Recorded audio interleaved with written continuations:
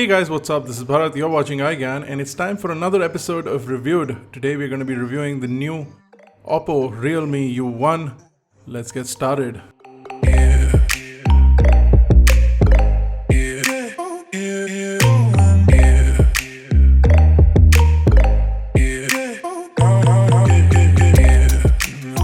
Now, for those who don't know about the Realme U1, it was launched last week and it is available starting at 11,999 for the 3GB plus 32GB variant and 14,499 for the 4GB plus 64GB variant, the one that we have over here. At the outset, the Realme U1 appears to be a premium device with a glass back and a glass front and a metal frame to hold it all together, but in reality, everything seems a little different than what it really is. So we talk about the design and build quality. In appearance, the phone is quite modern. It has a teardrop notch above the display, giving you a really nice edge-to-edge bezel-less design. There is a little bit of a chin at the bottom, but does not interfere in the overall edge-to-edge design of the phone and makes the phone look quite premium. Now, the sides of the phone, even though painted with a metallic finish, are actually plastic and are rather easy to scratch. If you use any sharp object, a knife or even a pair of scissors, you can scratch out the paint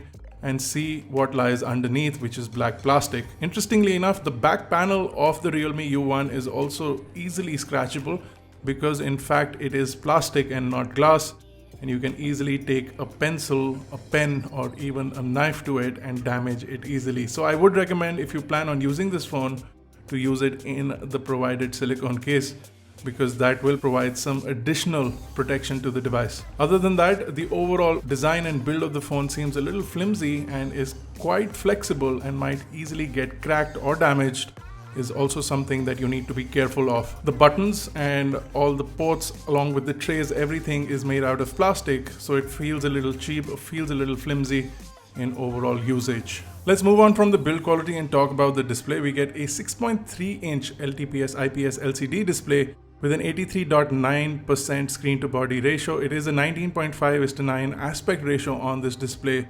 You get a teardrop notch, a 2340 by 1080 pixel resolution, giving it a total of 409 pixels per inch. The display on paper is pretty fantastic, and it also does have Corning Gorilla Glass 3 on the front, and it comes with a screen protector pre-installed to prevent the additional scratches and damage. The display, however, is extremely dim and it appears to be really running on low brightness even when we turn it up to maximum brightness.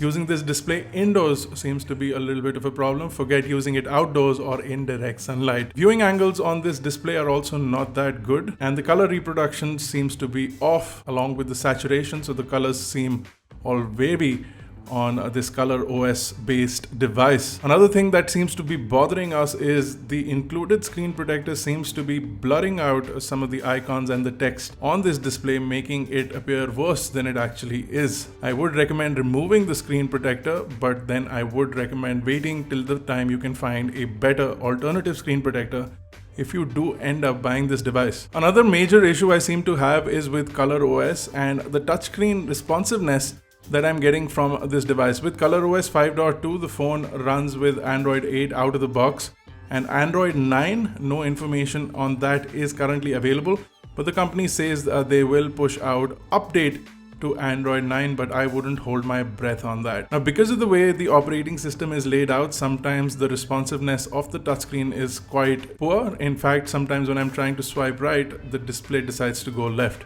This has happened quite a lot of times, and it may not be easy to replicate for you guys on the camera, but this is something that we've seen on the display of the phone. So overall, we're pretty disappointed with the quality of the display, the quality of the touchscreen, and the display in general lacks the level of brightness that we would expect from a phone in this price bracket. Now, in terms of performance, everything runs on the new MediaTek Helio P70 chipset. Now, this is a 12 nanometer chipset with an octa-core processor, the 4 into 2.1 gigahertz cores and 4 into 2.0 gigahertz cores, along with the Mali G72 MP3 GPU.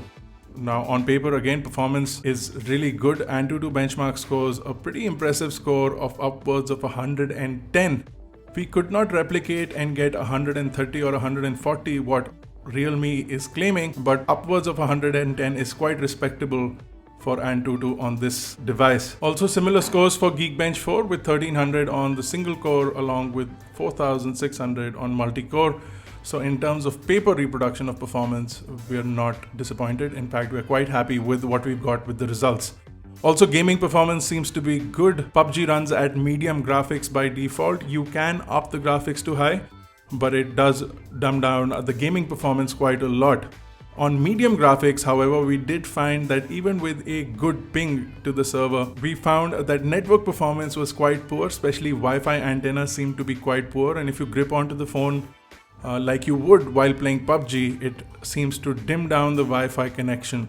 So it appears that the antennas, despite a complete plastic body, are not of that good a quality, and if you're slightly far away from your wireless router, you might have issues with wireless connectivity, with Wi-Fi speeds, and things of that nature. Gaming performance when close to the Wi-Fi router seems to be good, and you will enjoy gaming on the device. Now, while gaming or while watching videos, the speaker, even though through tiny holes at the bottom of the device, is pretty loud, even though not the best kind of audio that you would get. It's rather easy to muffle up since there's only one audio source, but we're not complaining too much about that. Audio from the 3.5mm headphone jack is also pretty good, and I would recommend getting a good pair of headphones if you want to enjoy the audio from that. Realme does have something called a Realme game optimization, which does seem to improve up gaming capabilities and remove apps from the cache of the phone, kill unused applications, free up some RAM, and also disables notifications which would usually pop up in the middle of the game. This can all be turned off thanks to the gaming mode on the device, which will make for slightly better gaming performance. Now, one thing that does interfere with performance quite a lot is the operating system, and I do wish Realme hears this feedback and gives the option to install stock Android on this phone. Even though if you're a little bit of a tweak head, you could do that by changing the theme around a little bit and removing all the unnecessary applications that are preloaded, which I would recommend you do if you get this device right out of the box. Now, with a 25 megapixel front camera, you would expect really good front facing images, and you do get pretty good quality images on the front facing camera. The display does not do justice to the images that you can click with the front facing camera, and you do have quite a lot of options including filters, beauty modes. AI smart beauty is what Realme calls it.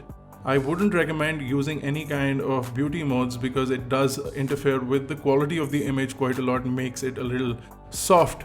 If you want really high res images and if you want really good quality front facing selfies, I would recommend you use the normal mode. You also have depth capabilities along with stickers and filters, and you also have a timer on the front facing camera. There's also something called a super vivid mode, which apparently improves color and contrast. I did not see a lot of difference with this mode turned on. Even though there is a 25 megapixel front facing camera, video recording is restricted to 1080p on the front camera as well as the back camera. The main camera is a 13 megapixel f2.2 with a 2 megapixel depth sensor, allowing you for good quality portrait shots. Again, they tried to replicate what Apple does with studio lighting effects. A good overall impression. We got some really good quality images, especially if you're using the monotone or the monochrome mode. You can really enjoy some of the pictures that you can get with the Realme U1. So as far as cameras are concerned, both the front camera and the rear camera managed to do a good job. You also get a expert mode, which is basically like a full manual mode, which allows you to customize the shutter speed, the aperture, white balance, etc., so that you can click your image in a little more detail if that's what you're looking for. The phone also has slow-mo video recording options along with a time-lapse if that's something that you're interested in. The time-lapse turns out to be good, however slow-mo seems to be really poor quality and you will require a lot of light, so if you're planning on shooting slow-mo, make sure you're doing it in the daytime. Now, the phone does have a dedicated micro SD expansion slot, so whether you get the 32GB storage or the 64GB storage variant, you can pop in up to 256 gigabyte of additional storage. The phone and network capability on the device is pretty good, and battery life with a 3500 milliamp hour battery lasts you a full day, sometimes a little less depending on your usage. Since the phone is completely made out of plastic, you don't feel any kind of heat dissipation or any kind of overheating of the phone, and even if it is, you're not feeling it on the device. The phone does have a standard face unlock, don't expect it to be a secure one, and it also has a pretty fast and responsive fingerprint sensor, both of which work really well and will help you unlock and access your device rather quickly. I would recommend using a secure passcode in the case you have face unlock enabled, so that will give you some sort of security. The phone is available in 3 colors, the gold, black and the blue that we have over here. The blue appears to be our favorite color, even though a lot of people will choose the black and the gold color options. Now, with performance from the Helio P70 untested thoroughly, and the color operating system along with poor build quality on the phone seems to be pushing us away from this device. Also, the display is a major letdown and does not allow us to feel happy about this phone while we are using it indoors or even outdoors. The cameras are the saving grace for the Realme U1, with the front camera and the rear camera both performing pretty good, along with the 3500 milliamp hour battery that will last you a full day with a 10-watt charger included inside the box. Video quality from the cameras is poor even at 1080p. There is no image stabilization, and slow-mo video along with time-lapse video are just about okay. Now, if you're looking at the 4GB plus 64GB variant, lots of options including the Mi A2 from Xiaomi appears to be much better than this device in overall usage and build quality, along with software and performance. Cameras on the Mi A2 are also pretty good. You also have options like the Moto One Power or the Redmi Note 6 Pro, which was launched recently in the market. And even though the chipset on that hasn't changed, it does offer up quite a lot of improvements in the overall build quality, and it also offers a nano coating which will give you some sort of water resistance. That's it for this video. If you have any other questions or queries, do let us know in the comment section below. We'll try and answer those out for you. If you like this review, don't forget to smash that like button, hit that subscribe button if you're not already a part of Team iGyaan. This has been Bharat. Thank you guys for watching. I will see you in the next one.